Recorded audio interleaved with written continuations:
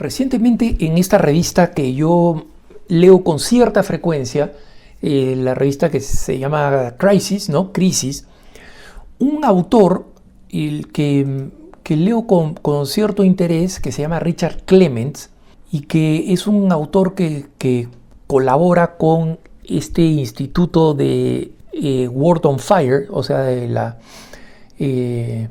la palabra encendida, la palabra en fuego, digamos, sería la traducción, del el apologista más famoso que existe en el mundo de habla inglesa, que es el obispo Robert Barron, ¿no? Que él comenzó esto cuando era sacerdote, después lo hicieron obispo auxiliar de Los Ángeles y él siguió adelante con este apostolado de Word on Fire, que es, digamos, el productor de material de formación católica más importante que hay en este momento en Estados Unidos, ¿no? Después, ahora es obispo de Winona, en Minnesota, arriba ahí en la parte de los lagos, en la parte ultra fría de Estados Unidos.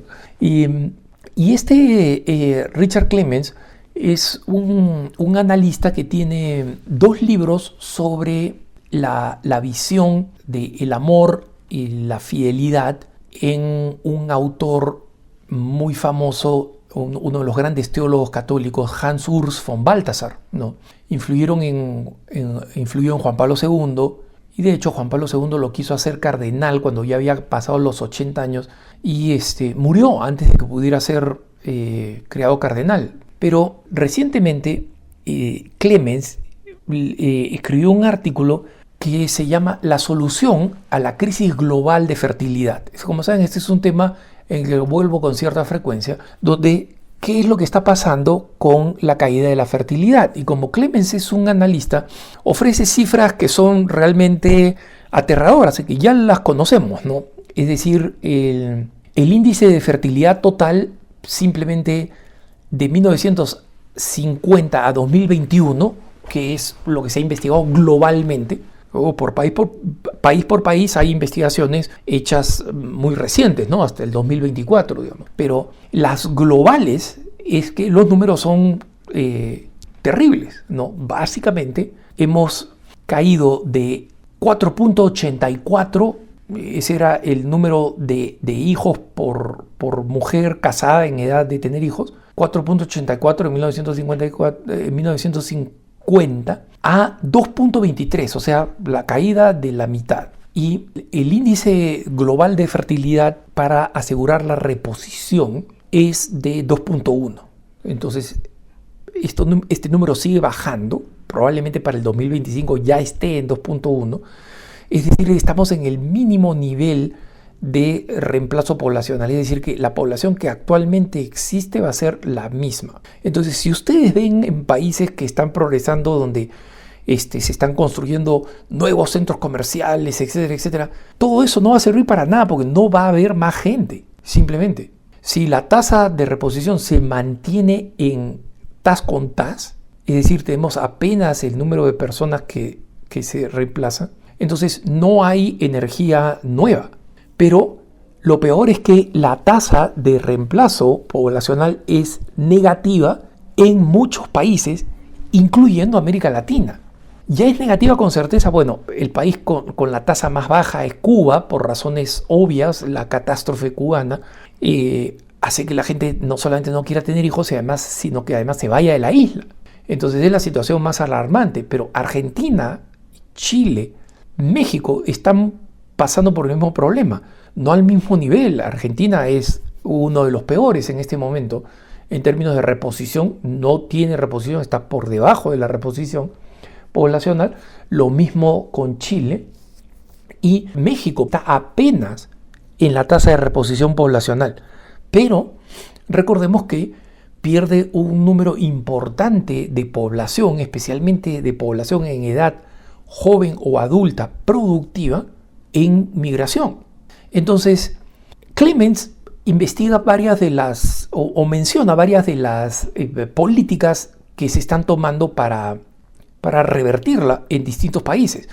En países donde es alarmante el problema, como Alemania, Francia, Italia, España, se están tomando medidas de consideración de cómo alentar a las parejas ofreciendo cortes de impuestos, ofreciendo ayudas adicionales para la educación en los colegios de los hijos, es decir, básicamente formas de estimulación económica. Y en algunos lugares estas políticas tuvieron un éxito temporal, por ejemplo, en Hungría y en Alemania.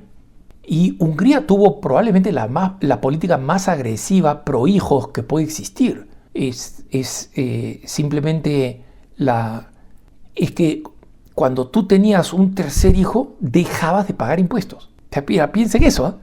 Ya no pagas impuestos. A tu tercer hijo no pagas un centavo de impuesto. Todo lo que te entra es neto tuyo, ¿no? O sea, tus ingresos brutos son tus ingresos netos. Y, sin embargo, esto no ha cambiado para nada el escenario al final. Y en algunos países ni siquiera se han tomado estas medidas. Por ejemplo, en España, lo mezquino que ha sido el gobierno de izquierda para alentar la natalidad demuestra que no tienen el interés de que los españoles se reproduzcan, ¿no? Lo que quieren es que vengan mano de obra barata de los países súper pobres de inmigración, y eso ha convertido que España en este momento esté literalmente asediada por inmigrantes musulmanes, con toda la crisis que eso está generando, que es ya para otro capítulo. Pero si no nacen españoles, y si los actuales españoles son simplemente los inmigrantes que adquieren nacionalidad española, y sin la identidad, sin el amor, ¿no? que deben tener al país, como el que tiene un nativo, una persona que ha nacido ahí, entonces el país prácticamente no tiene futuro. Clemens critica a una socióloga demógrafa que se llama Louise Perry, y que recientemente ha presentado un par de propuestas. Y Louise Perry es cristiana, es una persona, digamos, simpatizante de nuestra postura. Ella, sin embargo, arguye que el problema de la fertilidad se va a resolver por sí mismo.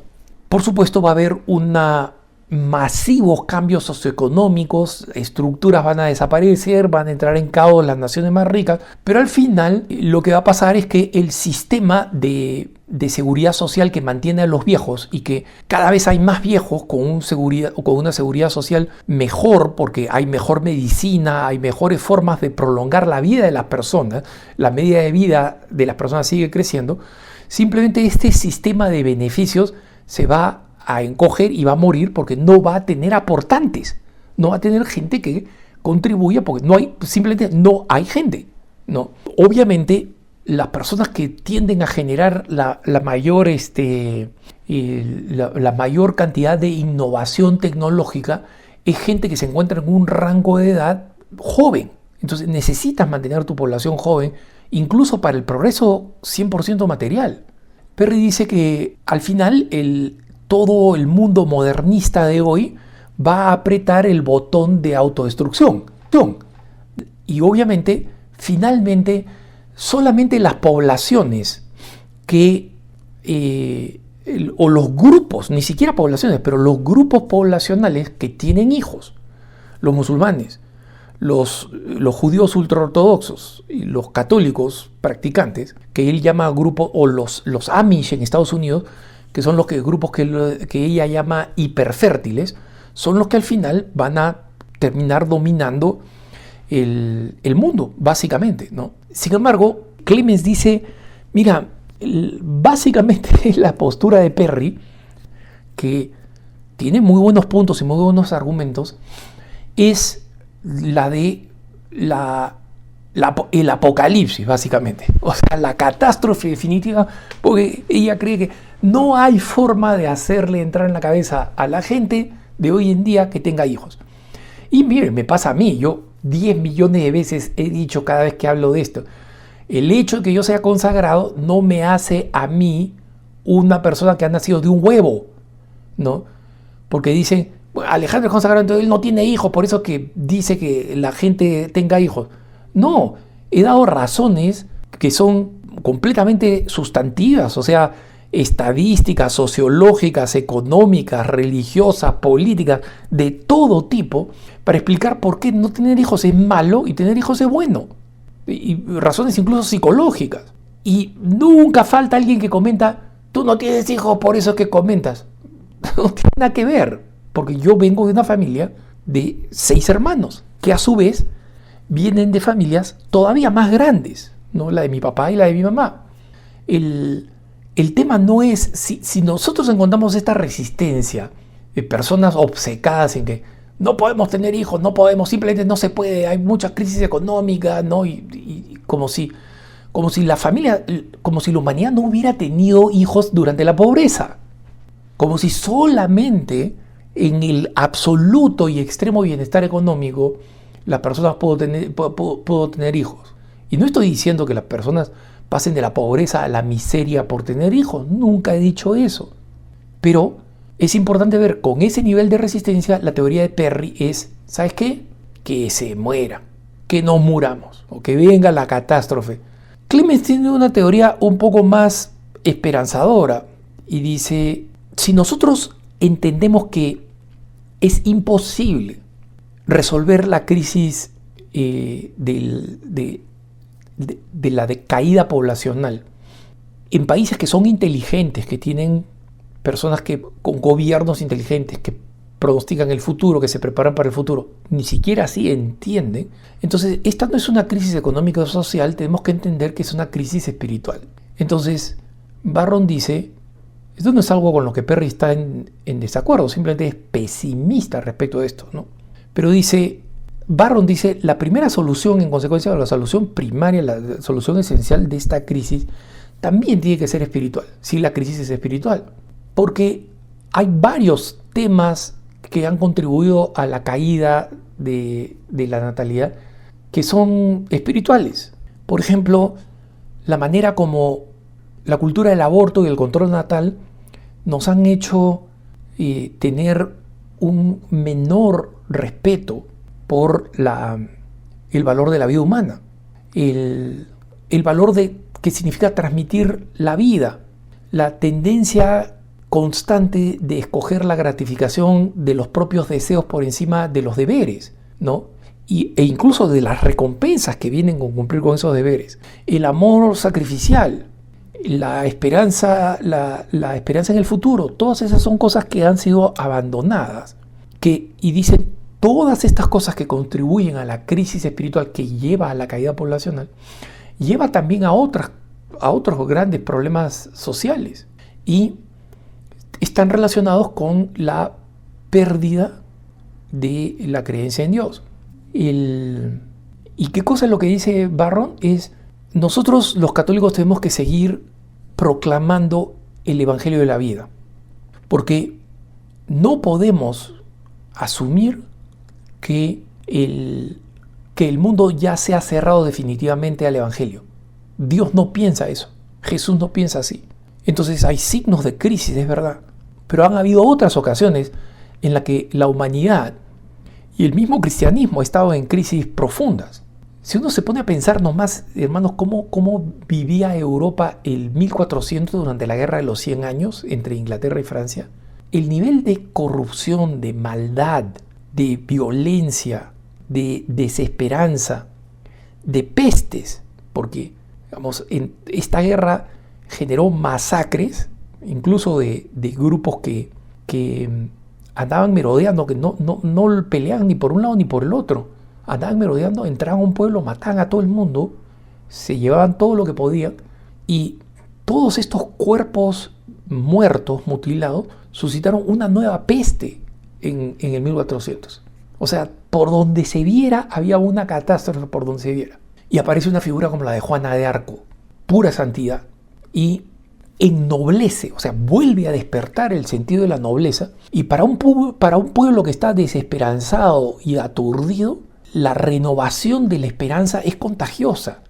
Es increíble el poco tiempo relativamente que transcurre entre la total decepción y la total corrupción de las tropas, porque cuando Juana de Arco se pone a liderar estas tropas, yo les recomiendo que lean su vida, aunque sea una versión breve, ¿no? Lo primero que dice es, a ustedes soldados que dicen que quieren combatir por el bien, nadie los respeta porque ustedes son unos violadores y ladrones cada vez que entran a un pueblo. Esto se acaba. De los campos militares expulsa a todas las prostitutas. Y cuando expulsa a una prostituta que se había infiltrado, una la encuentra y la prostituta ve a Juana de Arco, sale corriendo, Juana de Arco la persigue con la espada, y tenía una espada hecha para ella por el rey de Francia. Bueno, el que después coronaría rey gracias a su campaña.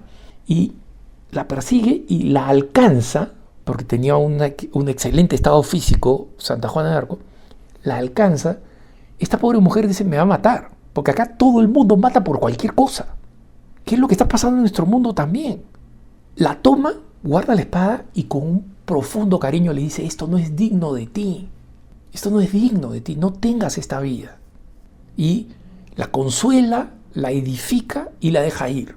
Entonces, miren ustedes este ejemplo, menciono un poco detallado para decir, hemos vivido momentos que para la humanidad eran catastróficos, pero hay que predicar el evangelio de la vida, que es en última instancia el evangelio de la esperanza.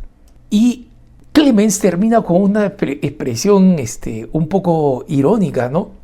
Diciendo, todavía apostemos por el testimonio, apostemos. Estas familias que están teniendo hijos, que están viviendo la fe auténticamente, son guías, son luces cada vez más radiantes en la medida en que el mundo es más oscuro. Y Clemens dice, en el peor de los casos, siempre nos queda la hipótesis de Perry de que los grupos que somos hiperfértiles vamos a terminar definiendo el futuro de la humanidad. Que tengas un buen día.